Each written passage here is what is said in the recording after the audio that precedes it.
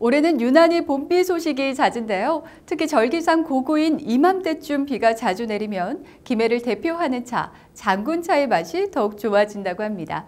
지난 4월 19일 고고를 시작으로 5월까지 장군차 수확이 한창일 텐데요.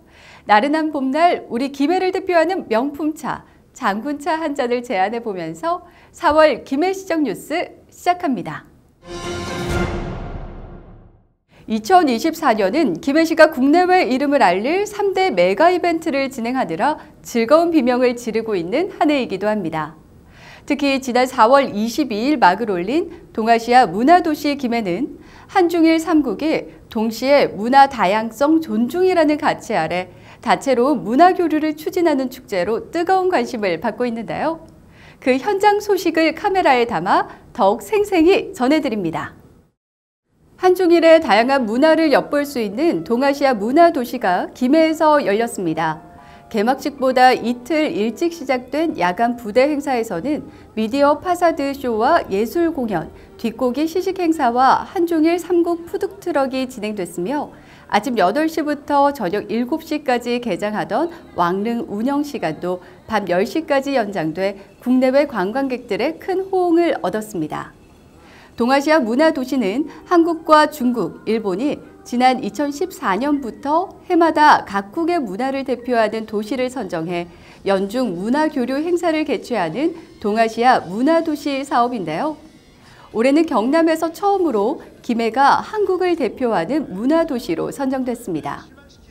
4월 22일 개막식을 시작으로 오는 10월까지 계속될 축제에서는 다채로운 문화 행사들이 금바다 아시아를 두드린다라는 슬로건 아래 동아시아 청소년 문화제와 한중일 도자 교류전, 기념 콘서트 등 20여 개의 문화 교류 행사가 다채롭게 펼쳐질 예정입니다.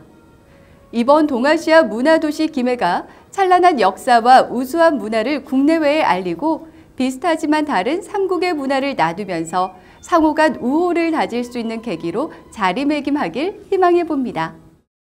우리의 밤은 당신의 낮보다 아름답다라는 대중가요 제목이 있습니다. 하지만 김해에서는 이렇게 바꿔도 될 것 같은데요. 김해의 밤은 김해의 낮만큼 아름답다. 바로 김해가야 테마파크가 야간 관광 명소로 새 단장을 했기 때문입니다. 낮에 이어서 밤까지 매력을 발산하는 김해가야 테마파크 현장을 만나보겠습니다. 지난 4월 20일부터 김해가야 테마파크가 빛의 왕국 가야를 주제로 일루미네이션을 담은 야간 관광 명소로 새 단장하고 시민들을 만나고 있습니다. 네, 이번에 테마파크에 조성된 빛의 왕국 가야는 김해 문화도시 사업 중에 토덕이라는 캐릭터를 발굴해서 저희가 김해시로 선정된 것에 대한 기념을 하기 위해 만든 빛축제이고요. 김해 가야 테마파크가 시민들에게 야간 경관의 즐거움을 주기 위해 만들어진 행사입니다. 2주간 무료로 행사가 진행되니 많은 참여 부탁드리겠습니다. 가야 테마파크는 축제 기간인 4월 20일부터 5월 3일까지 2주간 무료로 야간 개장을 할 예정입니다. 이번 일루미네이션 축제에서는 사람의 움직임에 따라 변화하는 상호작용 조명은 물론 1,500송이 LED꽃으로 만들어낸 빛의 정원, 환하게 빛나는 대형 토덕이 인형 등 다채로운 콘텐츠들을 선보이고 있는데요. 특히 김해 대표 상징물 가야왕궁 태극전이 더욱 장엄해진 조명과 함께 수백 개의 초롱불이 주변을 감싸며 만들어내는 환상적인 야경은 많은 분들의 관심을 받고 있습니다. 행사와 관련한 자세한 사항은 김해가야 테마파크 홈페이지에서 확인 가능합니다. 김해시의 다양한 소식을 간략하게 요약해 전해드리는 단신 뉴스, 지금 시작합니다. 지난 4월 12일 김해시가 숭선전 춘향대제 초헌간으로 홍태용 시장을 추대하는 망장 전달식을 가졌습니다. 망장을 받은 초헌간인 홍태용 시장은 음력 3월 15일이었던 지난 4월 23일에 열린 춘향대제에 참여해 개복, 상음례, 행례, 진설점검, 참신례, 전패례, 초헌례, 음복례, 망료례를 봉행했습니다.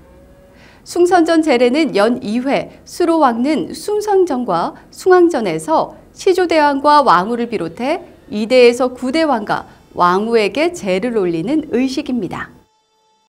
지난 4월 15일 김해시 미래인재 장학재단이 2024년 장학증서 수여식을 개최했습니다. 재단은 올 2월부터 3월까지 장학생 신청을 받아 828명을 대상으로 1차 서류 심사, 2차 장학생 선발 심의회를 거쳐 최종 692명을 선발해 총 9억 4,800만 원을 지원했습니다.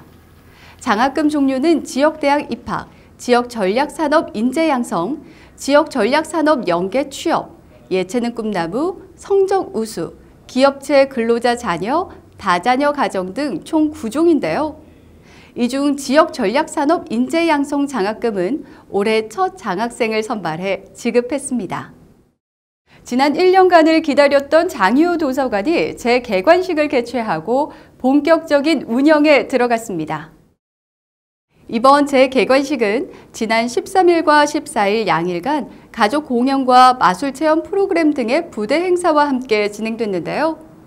이는 2002년 4월 최초 개관 이후 장유도서관과 함께 성장한 시민들과 다 같이 만들고 즐기는 것을 모토로 기획에서부터 진행, 초대 가수까지 모두 지역 주민이 구성한 재개관식으로 화제가 됐습니다.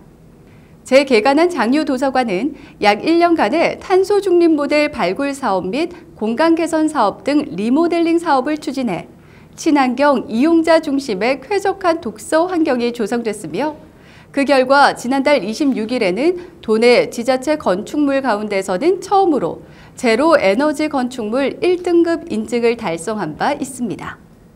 지난달 11일 경남 김해시 보건소가 대사증후군 관리를 관리하는 김해시 당뇨병 센터를 개소하며 시민의 심뇌혈관 질환 예방 관리를 담당하기로 했습니다.